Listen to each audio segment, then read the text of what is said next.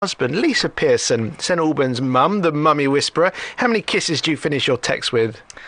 It is complicated. I would say 1 to people I don't know very well, 2 to friends, 3 to husband. If it was less than 3, he'd think there was something missing, and You I was gave me upset. 5 yesterday. That was obviously very privileged. If a customer, you don't call them customers, if a client gets in touch with you, and I imagine you have quite intimate relationships with them, and they sign their text with a kiss, are you able to reply with a kiss? Oh yeah, Really? definitely. So you reflect back exactly what they do. So the mummy whisperer, okay, you're here to tell us how to be happier, more content parents.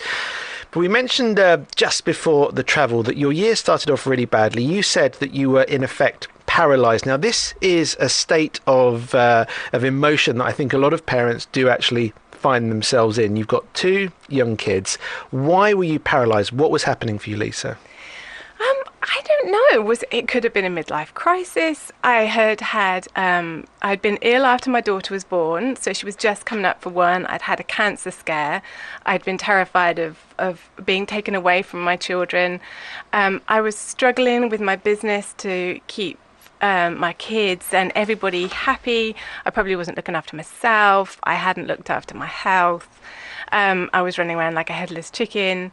And that concept as a mum of just disappearing into the greyness of life absolutely had me paralysed like a rabbit in the headlights. And of course, it's such a change of identity as well, isn't it? You go from being young, single, you define yourself, I imagine, as Lisa or whatever not whatever your name may be, but I know many mums who define themselves very differently once they have kids, and it's almost that the role of mum becomes all-encompassing and they lose a sense of who they actually are. I was terrified that if I didn't do something, I was going to, by the end of the year, maybe still exist, but as like a skeleton, and that all there would be this person who fed the kids and put clothes on them, but wasn't there with them, that there would be nothing of me there. Sounds like it was pretty well a breakdown. Yes, maybe, but I'm lucky because I've got so much training that I didn't go into the depths of it, if you know what I mean. I was probably teetering on the edge. So you turned things around, you were teetering on the edge, and you decided to write a book. The book is called The Mummy Whisperer's 6 Steps to a Sparkling You and Enjoying Being a Mum. Now, I'm slightly sceptical about that kind of book, mainly because as a dad myself, I'm the dad to a 4-year-old little boy, Archie, and soon to be 1-year-old Matilda. Where did that time go? I remember it was barely, feels like yesterday that she was being born. But in my experience as a parent, there's not really a manual to being a parent, especially because if you take, for example, Archie, he is the first boy born of me and my wife Jo. So you can write a manual, but of course there's never been an Archie before, and there'll never be an Archie again. Everyone's kids are unique, everyone's couple is unique, the dynamics are unique, whether you live with your partner, without, everyone's situation is different. So I'm slightly concerned about a parenting manual. How did you set about writing a book about being a more contented mum without, dare I say, sounding patronising? I agree, actually, with all of that. For a start, I'm not a big fan of parenting techniques at all. I think they have their place, but I'm not a fan. It's more to do with finding a balance between what you need as a mum, what your other half needs, and what the kids needs, and mixing the balance. Ignoring all the shoulds, appreciating your life as it is, having a bit of a reality check, and a little bit of knowledge, which you can have because you've got the internet. What do you mean by a reality check? A reality check would be, so many mums are worried by comparing their child with another child and so on, and they don't look properly. So a good reality check about, I wish my son did blah, blah, blah. Well, if you actually look at a life where the child does that, it's never quite as fantastic as you think. And of course, there's that brilliant Michael McIntyre sketch that I don't know if you've seen, where he talks about the competitiveness between parents as to whether their kids are walking and talking. And he then falls on his knees and says, when did you ever see a 35-year-old man walk into a party, crawl into a party, unable to walk, because I just cannot get this walking thing? And of course, it's so true that we worry, are they talking, are they walking, are they eating? I mean, the classic one for me is when I see parents saying that they worry about whether their kids are eating enough, and you look at their kids and they look so well. These are quite clearly kids that are doing well. And I think for me, part of the problem, you mentioned that we have more resources, that we can go to the internet, but for me that's also part of the problem, because what it's meant is it's spawned thousands of experts, thousands of people telling their stories, and actually I think it's quite easy to end up feeling quite inadequate. Well, that's why I'm the mummy whisperer, because remember, like a dog whisperer, it's about talking in the dog's language. So my job is not to tell the mum what to do. My job is to strengthen the mum so that she can actually listen to herself, because she is the only one who knows her family and the unique setup. If I set up a manual telling her what to do, it would never work. It can never work because nothing can flex. My 2 children are so different. I couldn't have the same rule for each one. So no, you can't have. A parenting technique can be really useful, but it's never going to work in its entirety for a family unless you're just so lucky. So you've written a book, which is best part of 100 pages long, if I'm not mistaken. How can we distill that into maybe 5 or 6 top tips for being a more content mum? Where do we start? And dad. Let's think about the dads as well. It does work for dad, because to be honest, my old clients have bought my book, so it works for anybody. I was thinking about this, how to distill 100 pages into 6 tips. Let's say you looked at your life and you picked your priority. So you look back and you think, what do I most want to achieve in my life? Sleep. Pick one thing.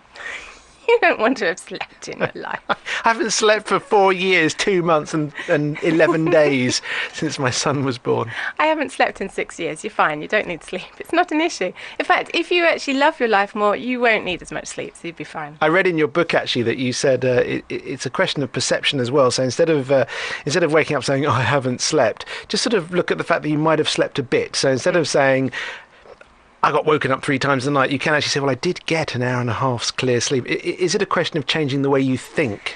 Yeah, I call them diet formations. So stop complaining about your lack of sleep, your lack of energy, your lack of money, your lack of time. I haven't slept. I'm so knackered. I haven't got time. Yes. Yeah, exactly. Stop complaining about that, because then you'll just feel worse. And then you look at your priority and then you think, right, well, this is my priority. So I'm going to spend my time on my priority. And I'm going to make sure that I'm healthy so I can achieve my priority. Because healthy and fit is most important. Whether you're slim or not doesn't really matter. But being able to get to your priority is important. But therein lies one of the big problems as well, because it's all very well saying be healthy and fit. But if you're running around after 1, 2, 3, 4 very energetic, very time-consuming children, it can be very hard. Now, I was actually thinking only last night that I'd quite like to get fit in the new year. Sure, no one else is thinking that the new year is a good time to join a gym and then wish they'd never done it 12 months later when they've never used it. But I was thinking, when am I actually going to get the time? Because I'm a work-at-home dad, so I am at home and I work from home. I'm going to be looking after my baby Matilda some mornings in the new year because my wife Jo is going back to work, plus picking Archie up and or taking him to or from nursery. Where am I going to get time to go and get myself fit and well? Because by the time they're in bed, because in the olden days, I might have thought at 7:30, 8 o'clock, I'll go for a run. By the way, anyone that knows me knows that that's a lie, but it's just for the purposes of radio. So I might have thought at 8 o'clock I'll go for a run, but I can't even do that now because I'm so exhausted that the highlight of my evening is EastEnders only because my wife Jo has got it on the TV. Yeah, I think you have got to have a bit of a reality check for a start. Thank you. I didn't start trying to get fit and healthy until Willow was at least a year old. And also you'll get much, much, much healthier and fitter when they're both at school. So with a little bit of time you've got, well, you're going to run around after them anyway. So there's your fitness. That's fine. You take them outside, you run around with them. That's all your cardio that you need to do. And then it's just a matter of, well, I lost 2 stone this year. I didn't diet. I didn't go to the gym. Was that through worry? No, it was really easy. I had to get my mind ready for it, which was mainly that I've decided I want grandchildren.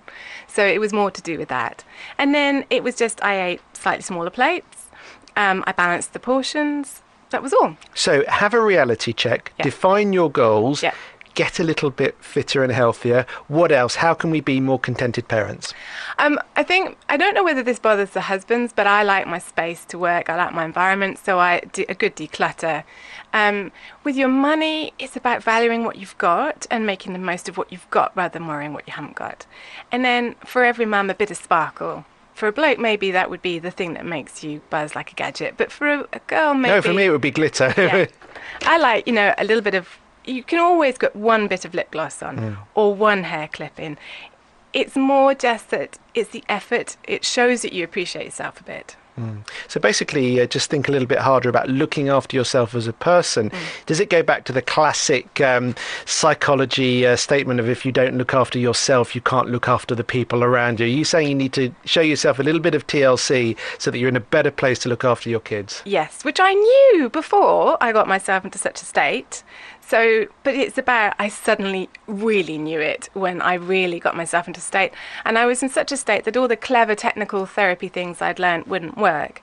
So I could only work on the basic foundations. And of course, the hardest thing is spotting it and putting your foot on the ball and stopping it. So easy to get swallowed up by the whirlwind that is parenting, that all of these tips you're giving, and they're good tips, but it can be quite hard to even spot that we need to take any action, and that may be the hardest part of all, admitting that there is a problem. Now, you've written a book, you've published it yourself. Tell me, how do we do that? How do we do that on Amazon?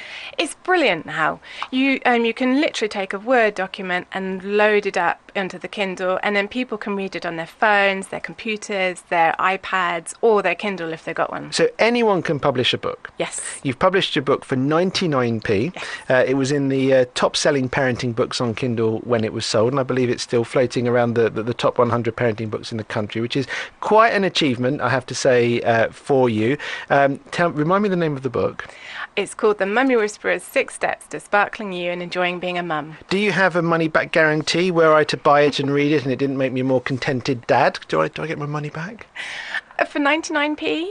That's a fair point, actually. It would be very stingy of me to do so. And remind me where your blog is. If we want to go and read your daily or weekly updates on your blog, where can we go and find those? It's the mummywhispererblog.com. The mummywhispererblog.com. Lisa Pearson also can be followed on Twitter at Mummy Whisperer. Lisa, thank you very much for joining me. I know your little girl hasn't been well, so thank you very much for coming. Has she got the sickness bug that everyone else has? I think so. Either the bronchitis you were talking about or the sickness or both. Yeah. I have to say, Alison sent a text saying a similar story. Perfect timing here by the twins. We just sat down at Christmas lunch table and the cry went up, "Nanny, I feel sick." The last 2 days have passed in a blur of disinfectant, rubber gloves and washing. I recognise this. Do you recognise this, Lisa? Yes. I have custody of my grandchildren, so I'm doing it all over again in my 50s. It was also the twins' birthday, Boxing Day, so we had to defer the party. And she signs off with kids, and also signs off with 2 kisses. So interestingly enough, we're talking about how many kisses do you sign your texts off.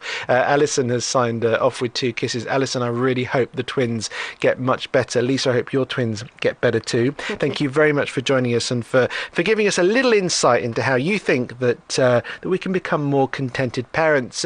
After stereo.